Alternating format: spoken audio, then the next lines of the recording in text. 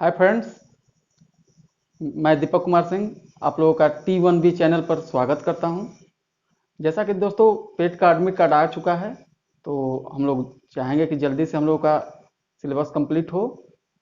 और दोस्तों, कल मैंने हड़प्पा सभ्यता के बारे में आप लोगों को पूरी जानकारी दी थी, और उसके बाद आज हम लोग वैदिक सभ्यता के बारे में जानेंगे, क्योंकि हम लोगों का टॉपिक है और बहुत ही महत्वपूर्ण टॉपिक है। तो बच्चों, हम लोग ज़्यादा अब चर्चा पर चर्चा ना करते हुए सीधे टॉपिक पर चलते हैं, क्योंकि समय का अभाव है और सब लोगों को तैयारी भी करनी है। तो आइए अब हम लोग अपने सीधे टॉपिक पर चलते हैं। तो बच्चों, आज हम लोग की जो टॉपिक है वो है वैदिक संस्कृति। तो वैदिक संस्कृति को हम लोग पहले समझते हैं कि ये क्या है। तो सबसे पहले बच्चों हम लोग जानते हैं कि वैदिक सभ्यता क्या है। तो वैदिक सभ्यता या वैदिक संस्कृति इस काल को इसलिए कहा गया क्योंकि इस काल में वेदों की रचना हुई थी, और वेदों की रचना होने के कारण इसे वैदिक सभ्यता कहा गया। लेकिन चूंकि हम लोग के टॉपिक में इसको वैदिक संस्कृति लिखा गया है, तो थोड़ा सा हम लोग समझ लेते हैं कि इसे वैदिक संस्कृति क्यों कहा गया है। तो एक चीज जान लीजिए कि बच्चों, कि जो चीजें मूर्त होती हैं वो सभ्यता से रिलेटेड होती हैं, और जो चीजें अमूर्त होती हैं वो संस्कृति से रिलेटेड होती हैं। तो इस काल में वेदों की रचना हुई थी, उपनिषदों की रचना हुई थी, पुराणों की रचना हुई थी, और ये सब जो चीजें होती हैं ये हम लोगों को अमूर्त ज्ञान कराती हैं। ये सब आत्मा, परमात्मा, जीव, इस सब के बारे में जानकारी देती हैं। तो ये सब जो चीजें होती हैं अमूर्त होती हैं, और अमूर्त होने के कारण ही ये हमारे संस्कृति से जुड़ जाती हैं। इसलिए इसको हम लोग वैदिक संस्कृति भी कहते हैं। तो बच्चों, वैदिक संस्कृति के जानने से पहले हम लोगों को जो महत्वपूर्ण चीजें जाननी है वो वेद के बारे में जाननी है, क्योंकि वैदिक संस्कृति को निर्धारित करने के लिए वेद का ज्ञान होना बहुत जरूरी है। तो आइए बच्चों, पहले हम लोग वेद के बारे में जानते हैं। वेद क्या है, पुराण क्या है, उपनिषद क्या है, पहले ये सब हम लोग चीजें जान लेते हैं। तो बच्चों, पहले हम लोग वेद के बारे में जानते हैं। तो वेद जो होता है वो हमारा सबसे पुराणिक धर्म ग्रंथ है, मतलब सबसे प्राचीन धर्म ग्रंथ है। और वेद जो होता है, वेद 4 प्रकार के होते हैं। लेकिन वेद के बारे में हम लोग कुछ जानते हैं कि वेद कहा किसको जाता है। तो वेद को बारे में एक अनुश्रुति है कि ब्रह्मा जी ने अपने कुछ शिष्यों को मंत्रों का ज्ञान दिया था, और उन शिष्यों ने उन मंत्रों का ज्ञान अपने कुछ शिष्यों को दिया था, और वो धीरे धीरे ज्ञान बढ़ता चला गया। और उन्हीं सब ज्ञान को महर्षि वेद व्यास ने संकलन किया, एकत्रित किया, और वेदों का संकलन किया। मतलब वेद व्यास जी ने उन चीजों का संकलन किया था, एकत्रित किया था, और इस तरह से वेदों की रचना की थी। रचना ना कहकर उसको बोलेंगे कि संकलन की थी। तो वेद बच्चों, वेद को हम लोग श्रुति भी कहते हैं। श्रुति इसलिए कहते हैं क्योंकि ये सुनी हुई बातों से रिलेटेड थी, क्योंकि वेद को सुन के लिखा गया था या संकलन किया गया था, इसलिए इसको श्रुति भी कहते हैं। वेद को श्रुति भी कहते हैं, जो मैं यहां लिखा हूं। वेद बच्चों 4 प्रकार के होते हैं: ऋग्वेद, यजुर्वेद, सामवेद और अर्थवेद। सबसे पहला और सबसे प्राचीन ऋग्वेद होता है, उसके बाद यजुर्वेद, सामवेद, और सबसे लास्ट का अर्थवेद होता है। इन ऋग्वेद, यजुर्वेद और सामवेद और अर्थवेद, इन चारों को मिलाकर संहिता का निर्माण होता है। किसका निर्माण होता है? संहिता का निर्माण होता है। ऋग्वेद, यजुर्वेद, सामवेद और अर्थवेद को मिलाकर संहिता का निर्माण होता है। मतलब ये चारों मिलकर संहिता का निर्माण करते हैं। अब बच्चों, यहां पर हम लोग देखते हैं कि जो ऋग्वेद था या यजुर्वेद था या सामवेद था, ये सब वेदों को पढ़ा जाता होगा। तो इस वेदों को जो पढ़ता था उसको क्या कहा जाता था, इसके बारे में हम लोग थोड़ा सा चर्चा कर लेते हैं। तो ऋग्वेद को पढ़ने वालों को होत्रु कहा जाता है, यजुर्वेद के पाठकर्ता को अधर्वी कहा जाता है, और सामवेद के पाठकर्ता को उधात्रु कहा जाता है। तो बच्चों, अब हम लोग ज्यादा इस पर डीपली ना जाते हुए अब हम लोग थोड़ा सा अपने टॉपिक पे आते हुए ऋग्वेद के बारे में थोड़ा सा चर्चा करते हैं कि ऋग्वेद आखिर क्या है। तो ऋग्वेद जो होता है वो ऋचाओं का क्रमबद्ध ज्ञान होता है, यानी क्रमबद्ध संग्रह होता है। और ऋग्वेद में राजनीति आर्यों की राजनीतिक इतिहास और सॉरी बच्चों, ऋग्वेद में आर्यों की राजनीतिक प्रणाली, इतिहास और महत्वपूर्ण देवी देवताओं के बारे में हमें जानकारी मिलती है। ऋग्वेद में 10 मंडल, 1028 सूक्त एवं 10,462 ऋचाएं होती हैं।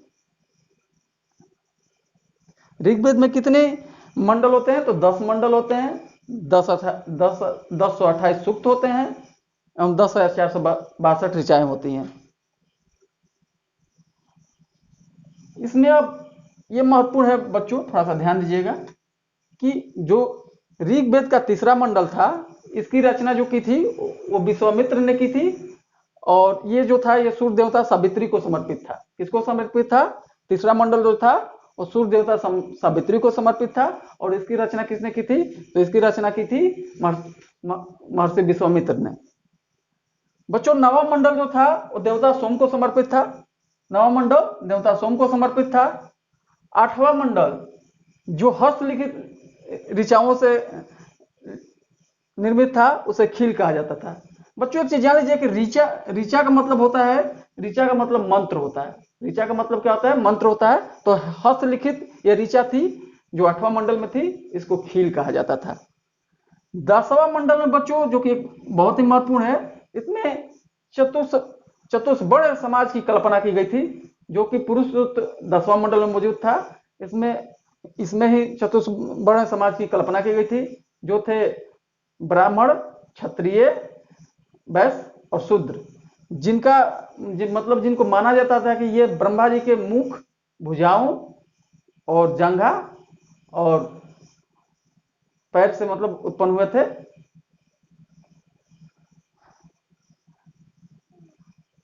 बच्चों एक चीज यहां देखिएगा कि ऋग्वेद, सामवेद तथा यजुर्वेद को तीनों को मिलाकर त्रयी या वेद त्रयी कहा जाता है। क्या कहा जाता है? त्रयी या वेद त्रयी कहा जाता है। बोगजोई जो कि एशिया माइनर से रिलेटेड है, 1400 ईसा पूर्व में इसकी खोज हुई थी। तो ये मतलब कि ये 1400 खोज नहीं हुई थी इसका मतलब ये 1400 ईसा पूर्व से रिलेटेड है। मतलब उस समय का ये बोगजोई का अभिलेख है जो एशिया माइनर में मिला था। इसमें क्या था कि इसमें वैदिक कालीन देवी देवताओं का इसमें वर्णन है। बच्चों ऋग्वेद में सबसे ज्यादा इंद्र का 250 बार वर्णन है, और उस समय के सबसे महत्वपूर्ण ऋग्वैदिक काल के सबसे महत्वपूर्ण देवता जो थे वो इंद्र थे। अग्नि का इसमें 200 बार वर्णन किया गया है, और अग्निदेव को मनुष्य और देवता के बीच मध्यस्थ का कार्य, मतलब मध्यस्थ का कार्य करते थे। मतलब दोनों के बीच में एक पूरक, एक कड़ी जोड़ने का कार्य करते थे। पूषण जो थे वो शूद्रों के देवता थे, तथा ये पशु के भी देवता से संबंधित थे। ऋग्वेद के बाद हम लोग यजुर्वेद पे आते हैं, जो कि ये दूसरा वेद है। यजुर्वेद में सस्वर मंत्रों तथा बलि के समय जो नियम थे वो यजुर्वेद से संबंधित थे। इसमें जो था वो यज्ञ के नियम भी संबंधित थे, और ये इसकी सबसे बड़ी खासियत थी कि ये गद्य और पद दोनों में लिखे गए थे। यजुर्वेद गद्य और पद दोनों में लिखे गए थे, और इसमें मंत्रों तथा बलि के समय जो नियम थे उसका इसमें जिक्र है, और जो यज्ञ आदि हैं उन सब का भी जिक्र यजुर्वेद में मिलता है। कहाँ मिलता है बच्चों? यजुर्वेद में मिलता है। किसका? तो मंत्रों तथा बलि के समय जो नियम पालन थे उनका जिक्र।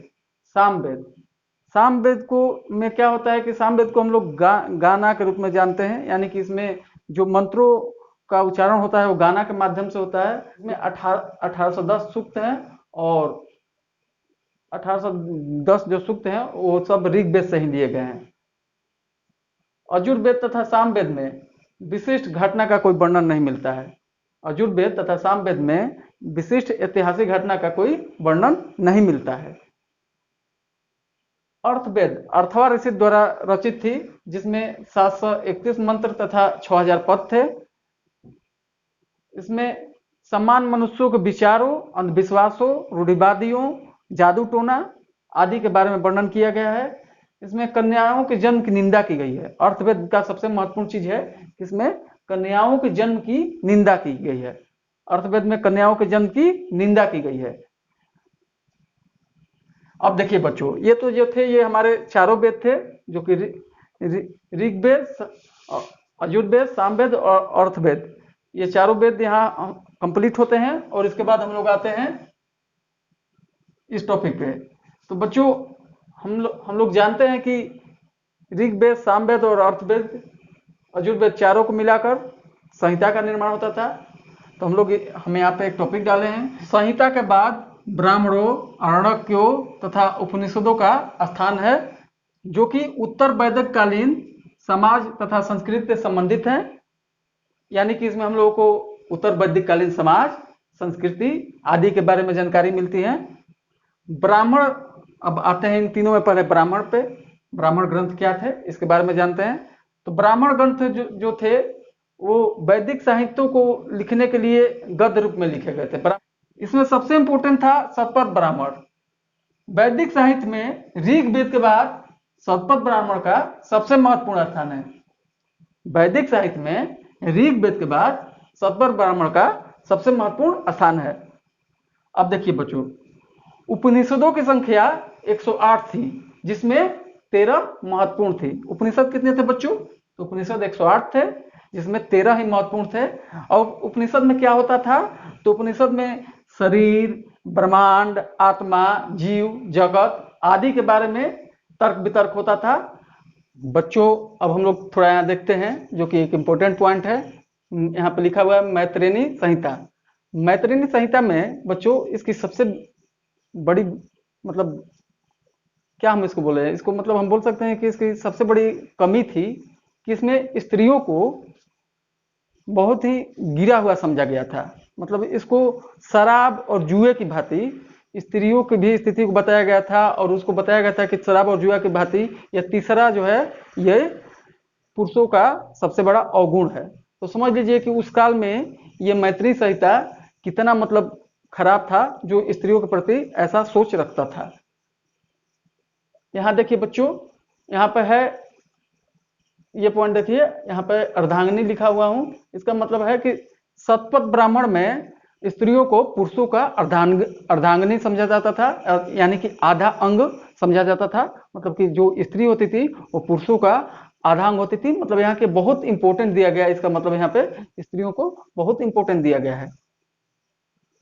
अब देखिए बच्चों, यहाँ पे एक और इंपॉर्टेंट है। यहाँ पे क्या है बच्चों? जबालोपनिषद।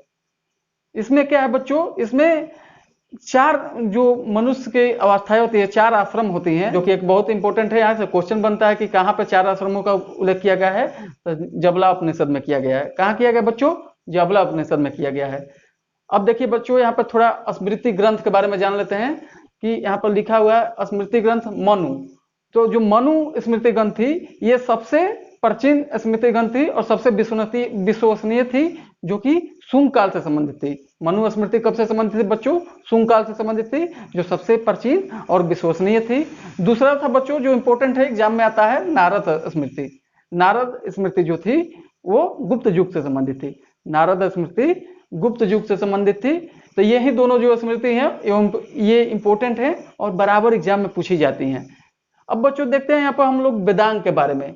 वेदांग क्या होता था? तो वेदों को भली भांति समझने के लिए वेदांग की रचना की गई थी, जो 6 होते थे। वेदों को भली भांति समझने के लिए वेदांग की रचना की गई थी, जो कितने थे? 6 थे। कौन थे?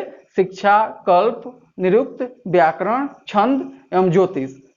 कौन कौन थे बच्चों? शिक्षा, कल्प, व्याकरण, छंद, निरुक्त एवं ज्योतिष। अब इधर थोड़ा सा बच्चों पॉइंट आउट करता हूं, पुराण। पुराण किसे कहते थे? तो कथाओं और कहानियों का इसमें क्या था कि सबसे अच्छा चित्रण किया गया था और क्रमबद्ध रूप से किया गया था। इसका मतलब पुराणों के रचयिता जो थे वो लोमहर्ष एवं उनके पुत्र उग्रसरवा को माना जाता है। यानी कि पुराणों के रचयिता कौन थे? तो ये लोमहर्ष थे एवं उनके पुत्र उग्रसरवा थे। पुराणों की एक हैसियत क्या थी बच्चों? पहले तो ये जान लेते हैं कि पुराण कितने थे। तो पुराण 18 थे। और पुराण कितने थे बच्चों? तो पुराण 18 थे। और पुराण की खासियत क्या थी कि जो शूद्र और स्त्रियां, जिनको कि वेद पढ़ने का मतलब अधिकार नहीं था, उनको मतलब वेद नहीं पढ़ने दिया जाता था उस युग में, उनका अधिकारों का हनन था उस टाइम पे, तो उनको क्या था कि पुराण सुनने की आजादी थी, और पुराण जो थे वो संस्कृत में रचित थे। पुराणों में सबसे जो महत्वपूर्ण था वो अग्नि पुराण था, क्योंकि इसमें अग्नि पुराण से पहले थोड़ा सा ये समझ लेते हैं कि राजाओं की जो वंशावली थी वो 5 पुराणों में पाई गई थी, जो कि थे कौन कौन से थे वो 5 पुराण, जो वो थे मत्स्य थे, वायु पुराण थे, विष्णु पुराण, ब्राह्मण एवं भागवत थे। राजाओं के वंशावली जो थे वो 5 पुराणों में पाई गई थी, वायु, मत्स्य, विष्णु, ब्राह्मण एवं भागवत। अब बच्चों यहाँ पर देखिए अग्नि पुराण, इसको मैंने उस समय क्यों नहीं बताया, क्योंकि अग्नि पुराण में राजाओं के वंशावली के साथ साथ कृषि के भी कुछ साक्ष्य के बारे में जानकारी दी गई थी, और ये सामाजिक तथा सांस्कृतिक दृष्टि से भी महत्वपूर्ण थी। अब देखिए बच्चों यहाँ पर हमने लिखा है मत्स्य पुराण। मत्स्य पुराण जो था पुराणों में सबसे प्राचीन था। मत्स्य पुराण पुराणों में सबसे प्राचीन था। पुराणों में जो बच्चों राजाओं की वंशावली जिसमें पाई जाती थी उनमें सबसे जो महत्वपूर्ण थे उनका 2-3 का मैं जिक्र यहाँ पे किया हूँ, इसको थोड़ा देख लेते हैं। जिसमें जैसे देखो बच्चों विष्णु पुराण था। विष्णु पुराण जो था वो मौर्य वंश से संबंधित था। विष्णु पुराण किससे संबंधित था, तो मौर्य वंश से संबंधित था बच्चों। विष्णु पुराण मौर्य वंश से संबंधित था। मत्स्य पुराण आंध्र सतवाहन वंश से संबंधित था। मत्स्य पुराण आंध्र सतवाहन वंश से संबंधित था। और वायु पुराण गुप्त वंश से संबंधित था। वायु पुराण किससे संबंधित था, तो गुप्त वंश से संबंधित था। ये बच्चों ये तीनों जो है ये काफी इंपॉर्टेंट है कि पूछ देता है कि विष्णु पुराण किससे संबंधित था, तो मौर्य वंश से संबंधित था। मत्स्य पुराण किससे संबंधित था, तो आंध्र सतवाहन वंश से संबंधित था। और वायु पुराण किससे संबंधित था, तो गुप्त वंश से संबंधित था। तो ये तो जो थे बच्चे, ये तो हमने आप लोगों को जो बताया वो ये बताया कि जो वैदिक संस्कृति है वो जो 2 काल में जो डिवाइड होगी, ऋग वैदिक काल और उत्तर वैदिक काल, तो उस काल में जो जो हमने पढ़ा ऋग्वैदिक काल में उससे संबंधित जो होगा, जो ऋग्वेद में हमने पढ़ा वो ऋग्वैदिक काल से संबंधित हो जाएगा। और जो हमने सामवेद, अजुर्वेद, अर्थवेद या पुराण या ब्राह्मण जो भी पढ़ा वो सब जो रिलेटेड होगा वो किससे संबंधित होगा, तो उत्तर वैदिक काल से संबंधित होगा। तो इसलिए बच्चों हमने आप लोगों को पहले ही इन वेदों के बारे में जानकारी दे दी कि आगे आपको किसी प्रकार का दिक्कत ना हो। और जब मैं इसको जैसे कि वैदिक काल को अब 2 पार्ट में जब डिवाइड करूंगा तो जो ये बता चुका हूं उससे उसका आप लोग वहां स्वयं से मतलब स्थापित कर लीजिएगा कि जब ऋग्वैदिक काल ऋग्वैदिक साहित्य से होगा, यानी कि ऋग्वैदिक वेद से होगा, तो वो जो होगा वो ऋग्वैदिक काल से संबंधित होगा। और जो अर्थवेद, अधुर्वेद, सामवेद, ब्राह्मण ये सब से संबंधित होगा वो किससे संबंधित होगा, तो उत्तर वैदिक काल से संबंधित होगा। तो बच्चों हम आप लोगों को वैदिक संस्कृति शुरू करने से पहले वेद, ब्राह्मण, उपनिषद आदि के बारे में बताया।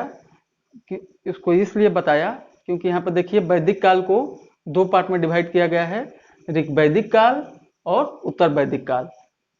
वैदिक काल को कितने भाग में डिवाइड किया गया है, 2 भाग में। कौन कौन, ऋग्वैदिक काल और उत्तर वैदिक काल।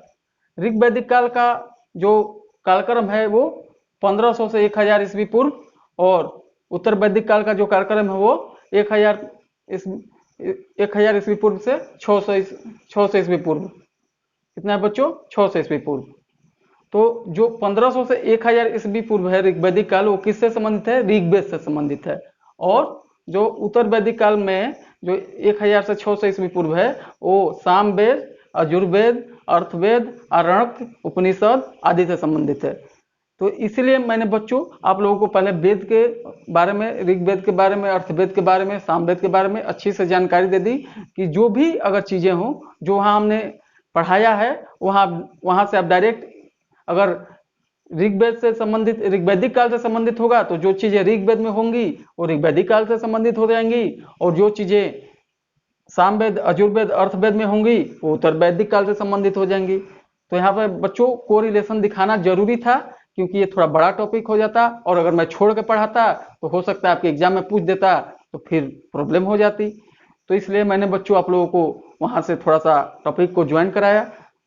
यहाँ बच्चों देखिए ऋग्वैदिक काल का जो मुख्य विशेषता क्या थी, तो उस समय आर्यों का आगमन जो 1500 ईसा पूर्व से पहले ही भारत में हो चुका था, तो इसके बारे में हम थोड़ा डिटेल से अध्ययन करेंगे।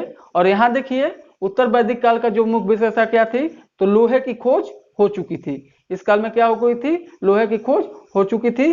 तो इन दोनों टॉपिक पे मैं बहुत विस्तृत तो नहीं कहूँगा, लेकिन हाँ परीक्षा संबंधी जानकारी आप लोगों को प्रोवाइड कराऊंगा।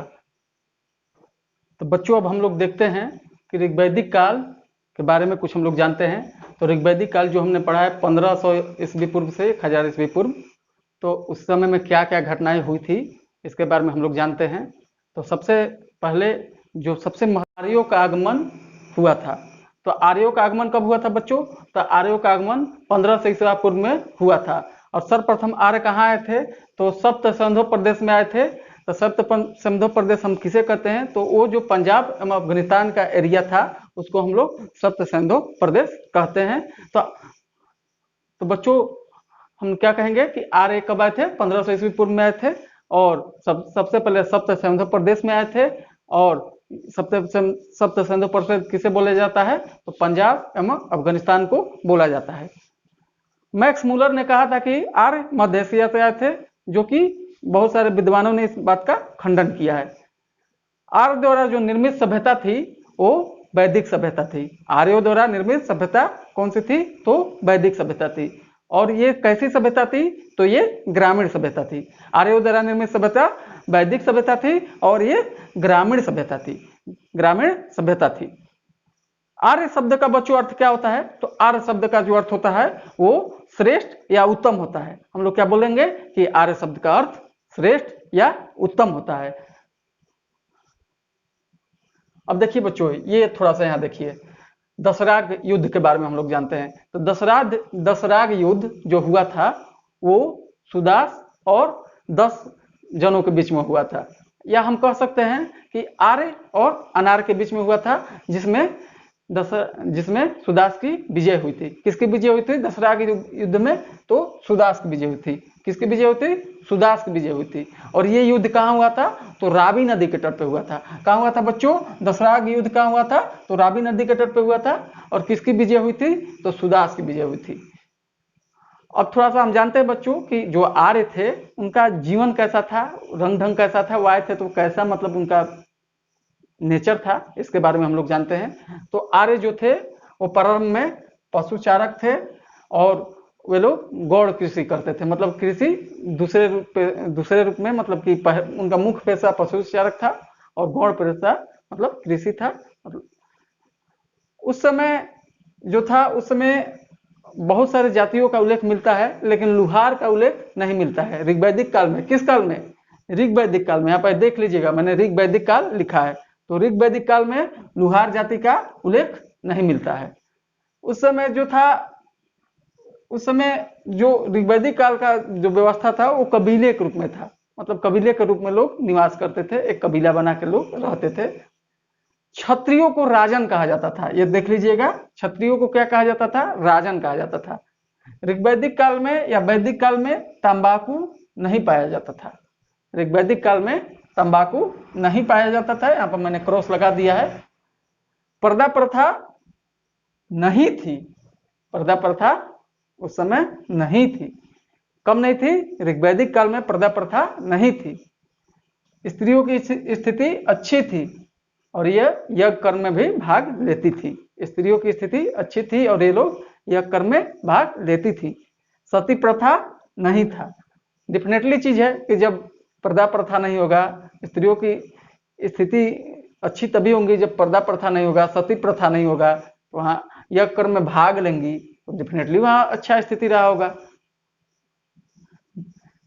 और देखिए बच्चों, ऋग्वैदिक काल में दास प्रथा का प्रचलन था।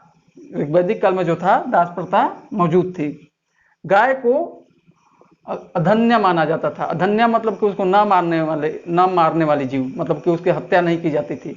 उससे बड़ा कड़ा दंड लगता था जो गाय की हत्या करता था, और मृत्यु दंड के समान इसको माना जाता था।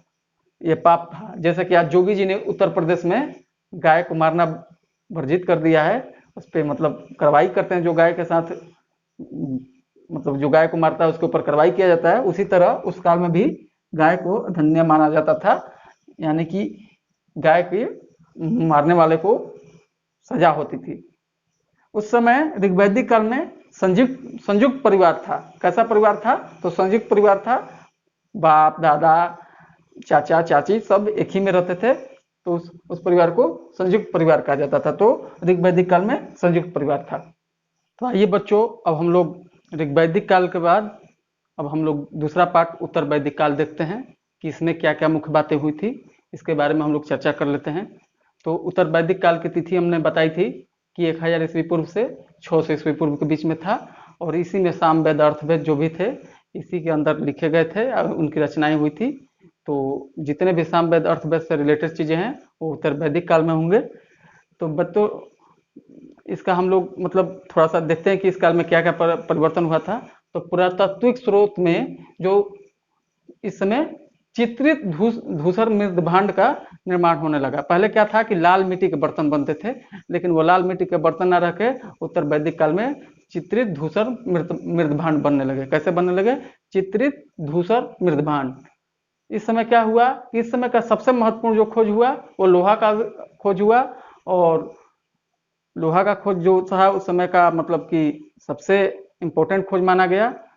अस्थायी निवास की प्रवृत्ति जागृत हुई। क्या हुई? अस्थायी लोग अब अस्थायी निवास करने लगे। अब घूमने फिरने वाले स्वभाव छोड़ दिए और पशुचारक वाला स्वभाव छोड़ दिए, और अस्थायी निवास की प्रवृत्ति जागृत हुई। लोहे का सर्वप्रथम मतलब लोहा सर्वप्रथम कहाँ मिला था? तो लोहा सर्वप्रथम अंतरजी खेड़ा में मिला था। कब मिला था? तो 1050 ईस्वी पूर्व में मिला था। लोहा कब मिला था? 1050 ईस्वी पूर्व में मिला था, अंतरजी खेड़ा में मिला था। और कब? तो उत्तर वैदिक काल में मिला था। कब मिला था? उत्तर वैदिक काल में मिला था। और उत्तर प्रदेश में लोहा कब मिला था? तो 700 ईसा पूर्व में मिला था। कब मिला था? तो 700 ईसा पूर्व में उत्तर प्रदेश में लोहा मिला था।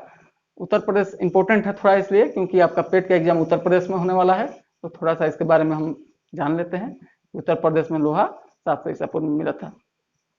लोहे को श्यामयस या कृष्णयस कहा जाता था। लोहे को क्या कहा जाता था? श्यामयस या कृष्णयस।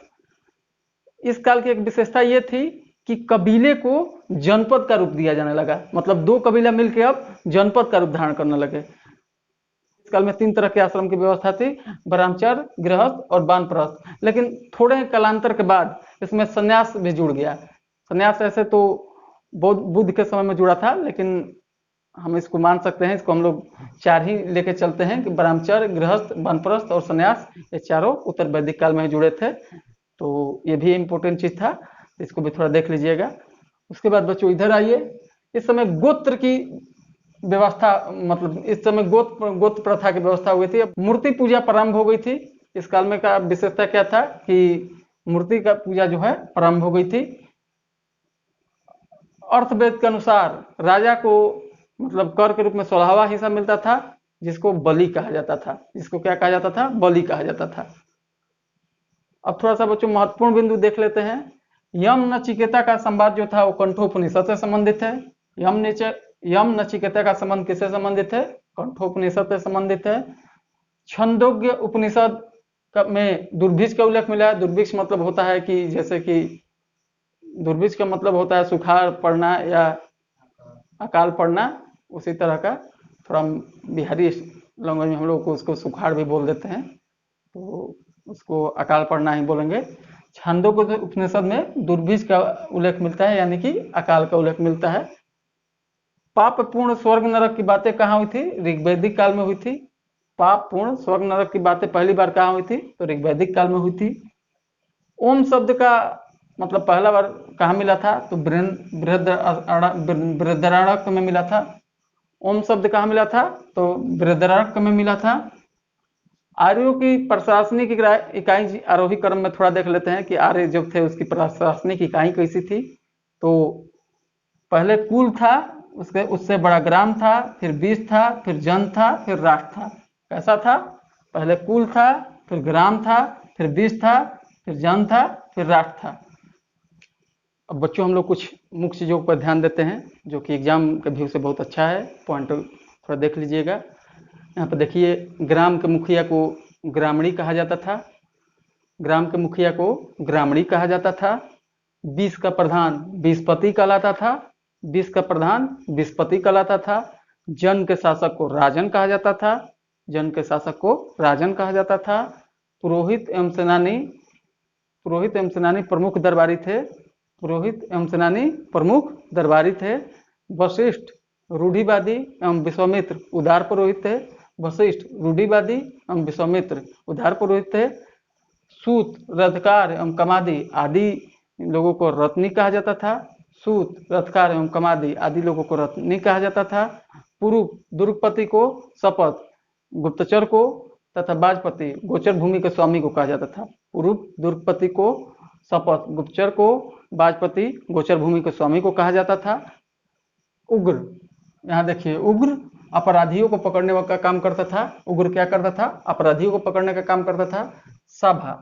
सभा और समिति दो उस समय प्रचलित थी, जो कि प्रजापति की इसको पुत्री भी क्या क्या बोला जाता था, उस काल में बहुत प्रचलित थी। तो सभा को श्रेष्ठ लोगों की संस्था कहा जाता था और समिति थी जो थी वो सामान्य लोगों का प्रतिनिधित्व करता था और समिति का जो अध्यक्ष होता था उसको ईशान कहा जाता था। समिति के अध्यक्ष को क्या कहा जाता था? ईशान कहा जाता था। एक यहाँ पे इंपॉर्टेंट चीज देख लीजिए, गविष्ठ लिखा हुआ है। गविष्ठ का यूज युद्ध के लिए किया जाता था और इसका अर्थ होता था गायों की खोज। गविष्ठ का किसके लिए उपयोग किया जाता? गविष्ठ शब्द का उपयोग युद्ध के लिए किया जाता था, जिसका अर्थ होता था गायों की खोज। तो ये तो बच्चों जितना मेरे को लगा, मैंने इम्पोर्टेंट जो था उसको मैंने यहाँ पे लिखवा दिया है।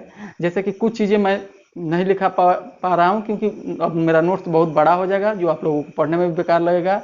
जैसे कि कुछ नदी के नाम थे, थोड़ा कोई बुक से देख लीजिएगा, वो नाम थोड़ा देख लीजिएगा, और अगर हो सकता है मैं भी आ जाए, नहीं तो नहीं आएगा। इसी के साथ मैं अब आज का क्लास समाप्त करता हूँ। अगर मेरा क्लास आपको अच्छा लगे तो मेरे चैनल को सब्सक्राइब कीजिएगा और मेरा मनोबल बढ़ाइएगा, ताकि मैं फिर से एक नए जोश के साथ और एक नए उत्साह के साथ आप लोगों के लिए अपना वीडियो लेके आऊँ, जिसमें पेट से रिलेटेड वो सब कुछ हो जो आपके एग्जाम में काम आए। तो बच्चों, गुड नाइट।